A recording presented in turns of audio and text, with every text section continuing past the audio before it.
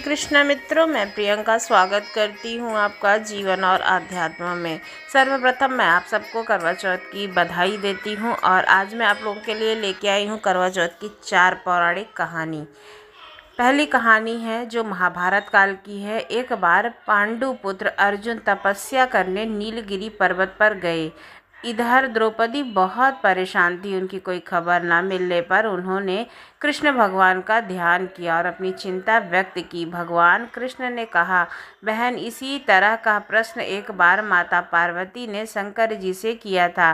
तब शंकर जी ने माता पार्वती को करवा चौथ का व्रत बतलाया। इस व्रत को करने से स्त्रियां अपने सुहाग की रक्षा हर आने वाले संकट से वैसे ही कर सकती हैं जैसे एक ब्राह्मण ने की थी। प्राचीन काल में एक ब्राह्मण था, उसके 7 पुत्र एवं एक गुणवती लड़की थी। एक बार लड़की मायके में थी, तब करवा चौथ का व्रत पड़ा। उसने व्रत को विधि पूर्वक किया। पूरे दिन निर्जला व्रत रही, कुछ खाया पिया नहीं। पर उसके 7 भाई उसे देख करके काफ़ी परेशान थे कि उसकी बहन को प्यास लगी होगी, भूख लगी होगी, पर बहन चंद्रोदय के बाद ही जल ग्रहण करेगी। भाइयों से रहा नहीं गया और उन्होंने शाम होते ही बहन की बनावटी चंद्रोदय दिखा दिया। एक भाई पीपल की पेड़ पर छलनी लेकर चढ़ गया और दीपक जलाकर छलनी से रोशनी उत्पन्न कर दी। तभी दूसरे भाई ने नीचे से बहन को आवाज दी, देखो बहन, चंद्रमा निकल आया है, पूजन कर, फिर भोजन ग्रहण करो। बहन ने भोजन ग्रहण किया। भोजन ग्रहण करते ही उसके पति की मृत्यु हो गई। अब वह दुखी होकर विलाप करने लगी। तभी वहां से रानी इंद्राणी निकल रही थी। उनसे उनका दुख देखा नहीं गया। ब्राह्मण कन्या ने उनके पैर पकड़ लिए और अपने दुख का कारण पूछा। तब इंद्राणी ने बताया कि तुमने बिना चंद्रोदय के ही करवा चौथ का व्रत तोड़ दिया है, इसलिए तुम्हें यह कष्ट प्राप्त हुआ है। अब तुम इस वर्ष भर चौथ का व्रत नियम पूर्वक करना, तो तुम्हारा पति जीवित हो जाएगा। उसने इंद्राणी के कहे अनुसार चौथ का व्रत किया तो पुनः सौभाग्यवती हुई। इसलिए प्रत्येक स्त्री को अपने पति की दीर्घायु के लिए यह व्रत करना चाहिए। द्रौपदी ने यह व्रत किया था अर्जुन के लिए कि वो सकुशल लौट आए और मनोवांछित फल प्राप्त कर वापस लौटें। तभी वे अपने अखंड सुहाग के लिए हिंदू महिलाएं करवा चौथ का व्रत करती हैं। ये सुनते हैं करवा चौथ की दूसरी कहानी। बहुत समय पहले की बात है। एक साहूकार के 7 पुत्र और उसकी एक बहन करवा थी। तब सभी 7 भाई अपनी बहन से बहुत प्यार करते थे, यहाँ तक कि पहले उसे खाना खिलाते और बाद में स्वयं खाते थे। एक बार उसकी बहन ससुराल से मायके आई हुई थी। तो शाम को भाई अपना व्यापार बंद करके वापस आए तो देखा कि उनकी बहन बहुत ही व्याकुल बैठी है। सभी भाई खाना खाने को बैठे और अपनी बहन से भी खाने का आग्रह करने लगे, लेकिन बहन ने बताया कि आज वह करवा चौथ का निर्जला व्रत है और वह खाना सिर्फ चंद्रोदय को देख करके ही अर्घ देकर खा सकती है। चूँकि चंद्रमा अभी तक निकला नहीं है, इसलिए वह भूख प्यास से व्याकुल हो उठी है। सबसे छोटे भाई को अपनी बहन की हालत देखी नहीं जा रही थी और वह दूर पीपल के पेड़ पर एक दीपक जलाकर चलनी की ओट में रख देता है। दूर से देखने पर वह ऐसा प्रतीत हो रहा था कि जैसे चतुर्थी का चांद उदित हो गया हो।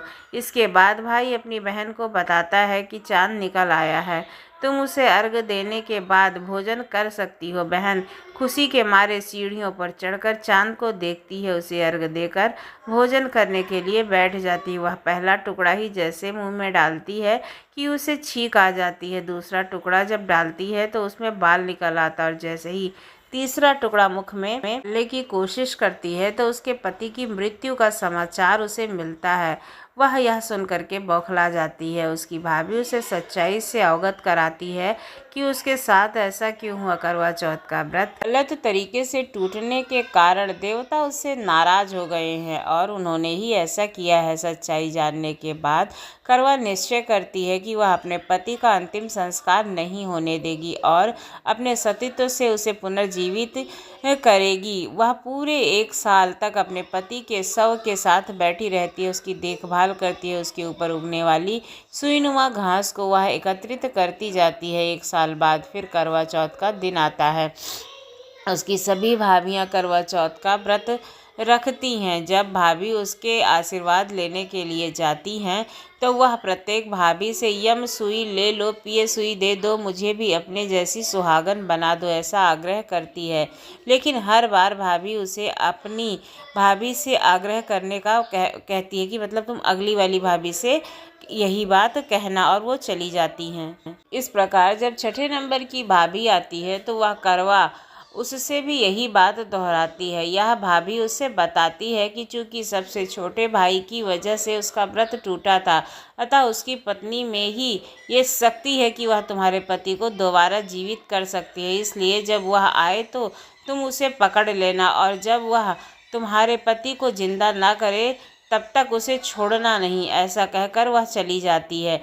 सबसे अंत में जब छोटी भाभी आती है तो करवा उससे भी सुहागन बनने का आग्रह करती है, लेकिन वह टाल मटोल करने लगती है। इसे देखकर करवा उन्हें जोर से पकड़ लेती है और अपने सुहाग को जिंदा करने के लिए कहती है। भाभी उससे छुड़ाने के लिए नोचती खसोटती है, लेकिन करवा उसे नहीं छोड़ती है। अंत में उसकी तपस्या को देखकर भाभी पसीज जाती है और अपनी छोटी उंगली को चीर करके उसमें से अमृत उसके पति के मुख में डाल देती है। करवा का पति तुरंत ही श्री गणेशाय नमः कहता हुआ उठ बैठता है। इस प्रकार प्रभु कृपा से उसकी छोटी भाभी के माध्यम से करवा को अपना सुहाग वापस मिल जाता है। श्री गणेश जी, माता गौरी जी, जिस प्रकार करवा को चिर सुहाग का वरदान आपसे मिला है, वैसे ही सभी सुहागनों को मिले। जो माताएं बहनें इस बात का व्रत कर रही हूँ, करवा चौथ का व्रत कर रही हूँ, उनका सुहाग सदा अमर रहे। आइए सुनते हैं तीसरी कहानी। इस कथा का सार यह है कि सांख्यप्रस्थपुर वेद धर्मा ब्राह्मण की विवाहिता पुत्री वीरवती ने करवा चौथ का व्रत किया था। नियमानुसार उसे चंद्रोदय के बाद भोजन करना था, परंतु उससे भूख नहीं सही गई और वह व्याकुल उठी। उसके भाइयों ने अपनी बहन की व्याकुलता को देखकर उन्होंने आतिशबाजी का प्रकाश फैलाकर चंद्रोदय दिखाया और वीरवती को भोजन कराया। परिणाम यह हुआ कि उसका पति तत्काल अदृश्य हो गया। अधीर वीरवती ने 12 महीने तक प्रत्येक चतुर्थी को व्रत रखा और करवा चौथ के दिन उसकी तपस्या से उसका पति पुनः उसे प्राप्त हो गया। ये सुनते हैं चौथी कहानी। पुराणों के अनुसार करवा नाम की एक पवित्रता धोबन अपने पति के साथ तुंगभद्र नदी के किनारे स्थित गांव में रहती थी। उसका पति बूढ़ा और निर्मल था। एक दिन जब वह नदी के किनारे कपड़े धो रही थी, तभी अचानक एक मगरमच्छ वहां आया और धोबी के पैर अपने दांतों से दबाकर यमलोक की ओर ले जाने लगा। वृद्ध पति यह देखकर घबराया और जब उससे कुछ कहते नहीं बना तो वह करवा करवा कहकर अपनी पत्नी को पुकारने लगा। पति की पुकार सुनकर धोबिन करवा वहां पहुंची तो मगरमच्छ उसके पति को यम लोक पहुंचाने ही वाला था। तब करवा ने मगर को कच्चे धागे से बांध दिया और मगर को लेकर यमराज के द्वार पहुंची। उसने यमराज से अपने पति की रक्षा की गुहार लगाई और साथ ही यह भी कहा कि मगरमच्छ को उसके इस कार्य के लिए कठिन से कठिन दंड दिया जाए और बोली, हे भगवान, मगरमच्छ ने मेरे पति कर लिए हैं, आप मगरमच्छ को इस अपराध के दंड स्वरूप नरक भेज दो। करवा की पुकार सुनकर यमराज ने कहा, अभी मगर की आयु शेष है, मैं उसे अभी यमलोक नहीं भेज सकता हूँ। इस पर करवा ने कहा, अगर आपने मेरे पति को बचाने में मेरी सहायता नहीं की तो मैं आपको श्राप दूंगी और आपको नष्ट कर दूंगी। करवा का साहस और सतीत्व देख करके यमराज भी डर गए। मगर को यमपुरी भेज दिया। साथ ही करवा के पति को दीर्घायु होने का वरदान दिया। तब से कार्तिक कृष्ण की चतुर्थी को करवा चौथ के व्रत का प्रचलन हो गया, जिसे इस आधुनिक युग में भी महिलाएं अपने पूरे श्रद्धा के साथ, भक्ति भाव के साथ में भगवान की प्रार्थना करती हैं और अपने पति की लंबी आयु के लिए वरदान मांगती हैं। तो आपको करवा चौथ की ये चारों कहानियाँ कैसी लगी? अगर अच्छी लगी हो तो हमारे चैनल को लाइक करें, शेयर करें, सब्सक्राइब करना ना भूलें। धन्यवाद।